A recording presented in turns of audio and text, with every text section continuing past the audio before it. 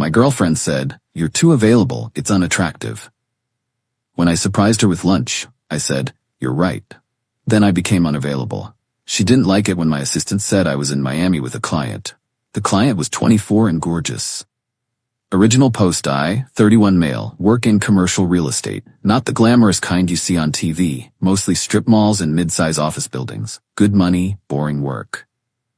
Been with Jessica, 29, for 2 years. Living together for 8 months. Last month, I surprised her at her marketing firm with her favorite Thai food. Thought it'd be romantic. She works crazy hours, always complaining about being hungry. I had a meeting cancel, so I grabbed pad thai and spring rolls from that place she loves. The look on her face when I walked into her office wasn't happiness. It was annoyance. "What are you doing here?" she asked, glancing at her coworkers. "Brought you lunch, babe. Know you've been stressed with the Peterson campaign," she sighed. Actually sighed. "Derek, we talked about this. I need boundaries at work. We'd never talked about that. But, okay, message received." We ate in awkward silence in the break room. Her coworker Megan kept smirking. That night she hit me with it. "You're too available, it's unattractive." I was folding laundry, just stopped mid-fold. "What?" "You're always there. Always texting, always checking in. It's suffocating. Women want men who are busy, who have their own lives." "Mystery is attractive, Derek. You answering my calls on the first ring? Not so much." "So you want me to ignore you?" "Not ignore, just be less eager, have your own thing going on. Make me work for your attention sometimes." The irony? I run 3 properties, I have plenty going on. But I made time for her because I thought that's what partners did. "You're right," I said, continuing to fold. "I'll work on that." She smiled, came over and kissed me. "I knew you'd understand. It'll be better, you'll see." Cool. Game on. Update 1. 2 weeks later. Started simple, didn't respond to texts immediately. Let calls go to voicemail. When she asked about dinner plans, I'd already have something scheduled. Grabbing drinks with Tom from the Riverside project. Client dinner might run late. Gym, then reviewing contracts. At first, she seemed pleased. "See, this is good. You're focusing on yourself." But then Miami happened. My assistant Rachel, 26F, is brilliant. Harvard MBA, could probably run my company better than me. She fields all my calls when I'm in meetings. Last Wednesday, Jessica called my office. Derek Wallace's office. "This is Rachel." "Hi Rachel, it's Jessica. Is Derek available?" "Oh, hi Jessica. Mr. Wallace is in Miami with a client. Can I take a message?" Here's the thing. I was in Miami, checking out a potential property purchase. The client happened to be Sophia, whose family trust was looking to diversify into commercial real estate. And yes, Sophia is 24 and looks like she stepped out of a magazine. Those are just facts. The meeting was entirely professional. We toured 3 properties, had a business lunch at a waterfront restaurant, and I flew back that evening. But Jessica didn't know any of that context when she called. That night, she was waiting when I got home. Sitting on the couch, wine in hand, that fake smile women do when they're about to go nuclear. "How was Miami?" "Productive. Think we'll close on the Coral Gables property." "Rachel said you were with a client." "Yep, the Brennan Family Trust. Why?" "Just wondering what client requires you to fly to Miami with no mention to your girlfriend." I set down my briefcase. "You wanted me to be less available. I'm being less available. That doesn't mean disappearing to Miami." "I didn't disappear. I was working. You know, that thing you said I should focus on more." She stood up, wine sloshing. "Who was the client?" "Does it matter?" "Yes. Sophia Brennan. She's taking over her family's investment portfolio." Jessica grabbed phone, probably to Instagram stalk. Found her in about 10 seconds. Her face went through several emotions. She's a child. She's 24 and has a master's from Wharton. Hardly a child." "You spent the day with her?" "I spent the day showing properties to a potential buyer worth 8 figures. That's my job." "Why didn't you tell me?" I couldn't help but laugh. "Jessica, you literally told me I was too available, that I should be mysterious, have my own life. Now you're upset that I didn't give you my daily itinerary? That's different." "How?" She couldn't answer. Just stood there, jaw clenched, until she stormed off to bed. Update 2, 1 month later. The rules kept changing. Be less available, but not with attractive clients. Don't text constantly, but respond within an hour. Have your own life, but clear it with her first. Be mysterious, but fully transparent. I just kept doing what she originally asked. Focused on work, hit the gym religiously, grabbed drinks with friends without asking permission. The Miami trip was so successful that Sophia recommended me to 2 other trust fund kids looking to invest. My business was booming. Meanwhile, Jessica was losing her mind. She started showing up at my office randomly. Just wanted to surprise you with lunch. Oh, how the tables had turned. She began triple texting when I didn't respond fast enough, going through my phone when she thought I was sleeping, creating drama about every female name in my email. The funniest part? Her Instagram stories went from independent woman who don't need no man vibes to my boyfriend is everything real quick. Pictures of flowers I'd sent months ago, date nights that she now begged for, couple selfies with captions about true love. Then came Vegas. Big commercial real estate conference. I go every year. This year, Sophia was going too, along with half my client base. I mentioned it to Jessica a week before. I'll be in Vegas Thursday through Saturday, CRE Summit. She went pale. Is she going? Who? You know who. If you mean Sophia, probably, along with about 3,000 other industry people. I'm coming with you. It's a business trip. Partners support each other's careers. Like when you went to that marketing conference in Chicago, the one where spouses explicitly weren't invited? That's different. Everything was always different when it affected her. Jessica, you can't come. It's all meetings and networking. You'd be bored out of your mind. Fine, but you call me every night. Sure. I didn't. Update 3.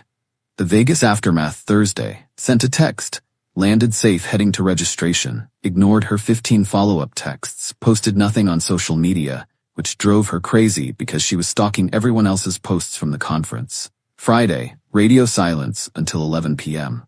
Long day, heading to bed. Talk tomorrow. Her response was a novel about trust and communication. I was already asleep. Saturday. The nuclear meltdown. Sophia posted a group photo from a rooftop mixer. About 30 people, me included, holding drinks with the Vegas skyline behind us. Professional networking at its finest. Jessica called 23 times. I was in a panel discussion about market trends, phone on silent. When I finally checked my phone, the texts were unhinged. Who else is there? Why is she wearing that dress? You're doing this to hurt me. We need to talk now. I'm driving to Vegas. That last one got my attention. I stepped out and called her.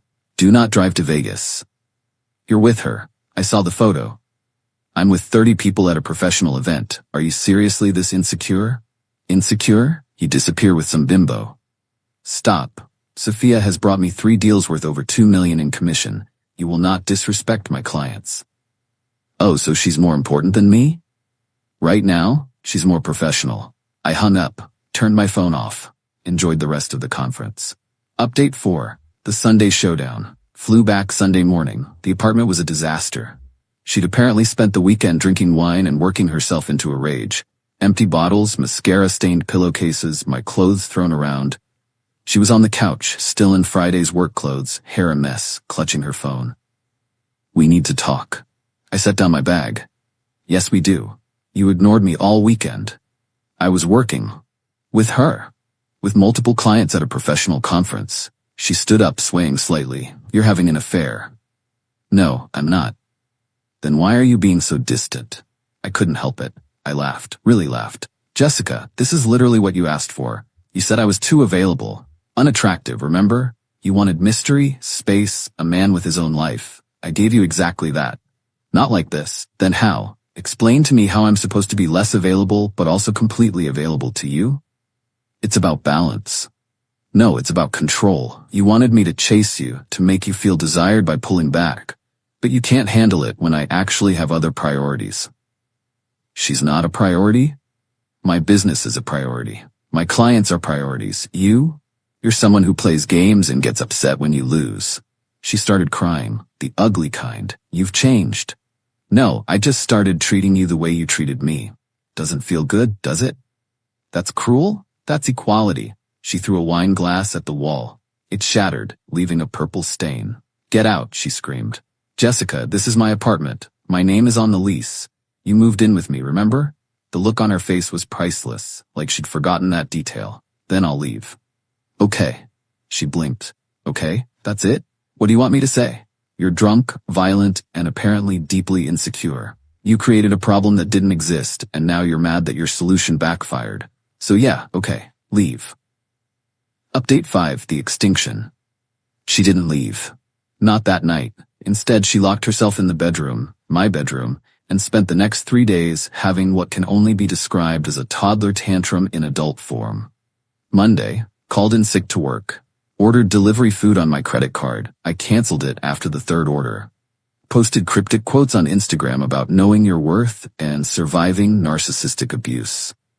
Tuesday, her mother called me. Teresa is exactly where Jessica gets it from. Derek, what did you do to my daughter? I followed her relationship advice. She's devastated.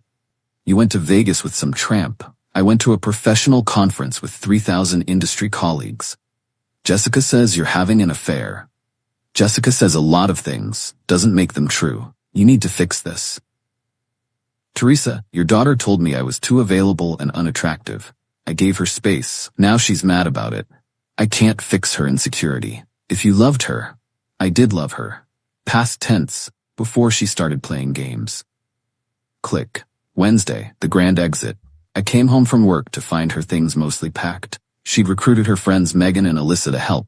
They were giving me death glares while hauling boxes. Jessica was in full victim mode. Red eyes, messy bun, oversized sweatshirt. The feel sorry for me starter pack. I'll get the rest this weekend, she said quietly. Sure, text first. Is that all you have to say? What would you like me to say? That you're sorry? That you want to work this out? But I'm not, and I don't, Megan gasped. You're such an asshole. How? By doing exactly what Jessica asked me to do? You knew what you were doing, Alyssa chimed in. Yes, I was respecting my girlfriend's explicitly stated wishes. Terrible, I know. Jessica started crying again. You did this to hurt me.